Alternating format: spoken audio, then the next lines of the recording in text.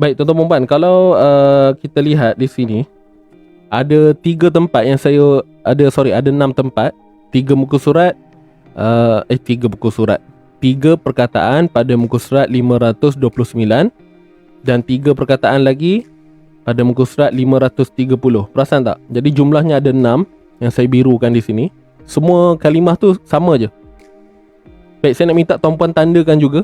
Bagi yang belum pernah tanda, sila tanda. Nanti saya akan ceritalah. Dia ada sesuatu yang saya nak kongsikan. Cuma nak minta tuan-puan tanda dulu ayat 16. Okey, kalimah nuzuri tu ayat 16, kemudian ayat 18, ayat 21. Okey, kemudian seterusnya muka surat 530.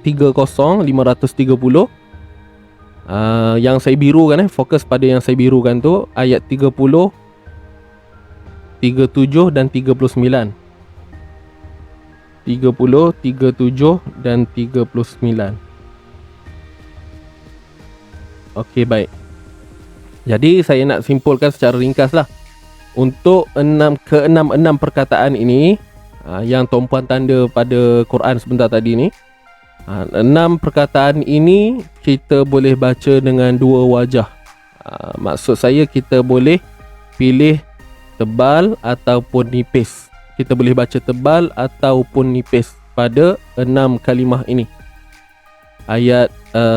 Kalimah pada ayat 16, 18, 21, kemudian 30, 37, 39. Boleh? Jadi di sini kita boleh baca dengan 2 wajah. Nak baca tebal boleh, nak baca nipis pun boleh. Contoh, kalau kita tengok pada ayat 16, fakaifa kana azabi wa nuzur. Itu kalau kita baca dengan tebal.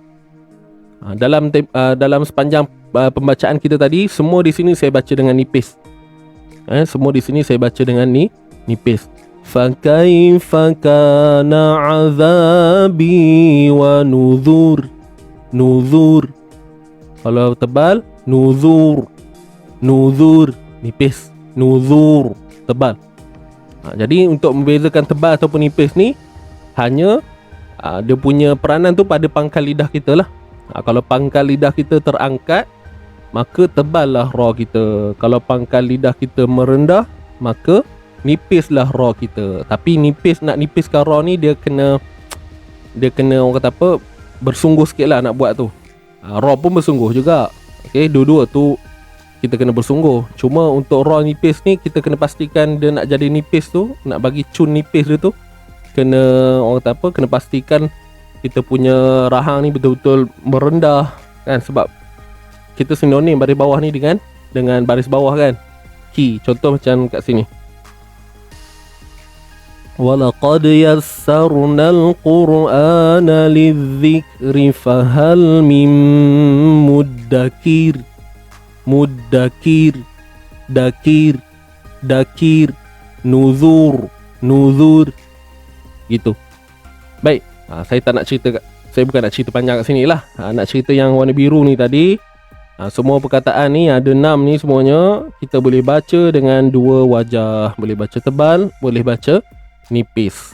Dan antara 2 ni, antara tebal ataupun nipis, yang nipis itu lebih utama. Okey, yang nipis itu lebih utama. Tapi tak ada masalah pun kalau tuan-puan terbaca tebal, tak ada isu kan. Baik.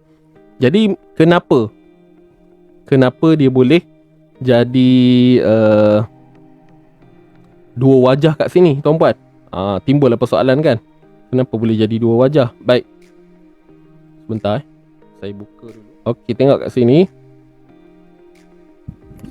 Dia simple je. Kalau kita tengok kat sini tuan-puan, nuzur, nuzuri. Kalau ikut kaedah,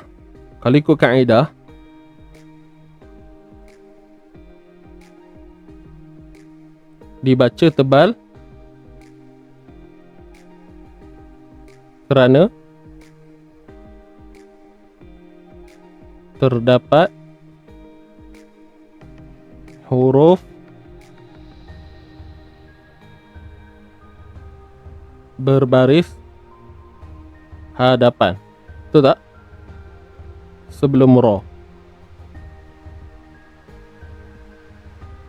Kalau ikut kaedah tuan-puan, memang kita akan baca tebal lah kat sini. Betul tak? Kalau ikut kaedah. Yang mana apabila kita berhenti pada ra ni, baris bawah ni tak pakai kan? Baris bawah ni dah tak pakai lah. Kan bila kita berhenti, ra ni mati. Bila ra mati, sebelum dia baris depan. Betul tak? Jadi ini berdasarkan kaedah. Berdasarkan kaedah. Maknanya bila kita matikan ra sebelum dia baris depan, maka tebal lah kita baca. Dibaca tebal. So saya highlightkan kat sini, dibaca tebal.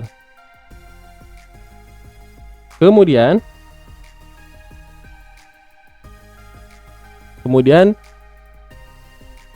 boleh dibaca nipis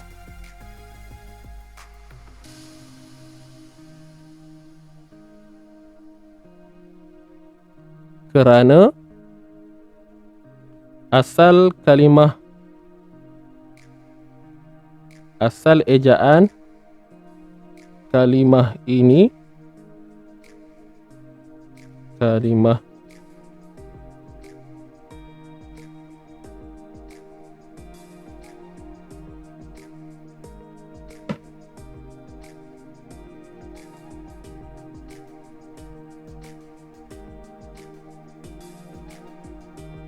sorry.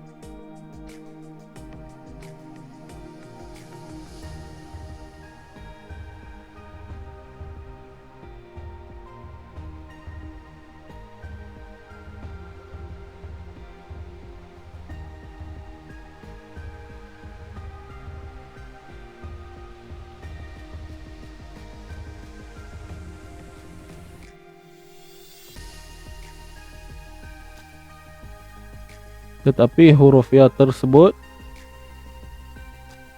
telah dihazaf. Hazaf ni maksudnya telah dibuang lah, disingkirkan daripada penulisan.